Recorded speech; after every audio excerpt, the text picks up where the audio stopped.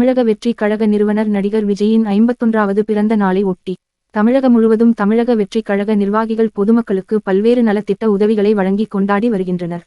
அவ்வகையில் காஞ்சிபுரம் மாவட்ட வெற்றி கழக சார்பில் அனைத்தும் ஒன்றியங்களிலும் பொதுமக்களுக்கு நலத்திட்ட உதவிகள் வழங்க அறிவுறுத்தப்பட்டது.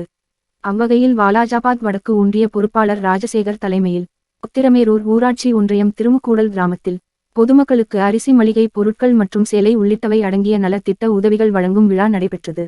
இதில் சிறப்பு அழைப்பாளராக காஞ்சிபுரம் மாவட்ட செயலாளர் SKP தென்னரசு கலந்து கொண்டு பொது மக்களுக்கு நலத்திட்ட உதவிகளை வழங்கினார்.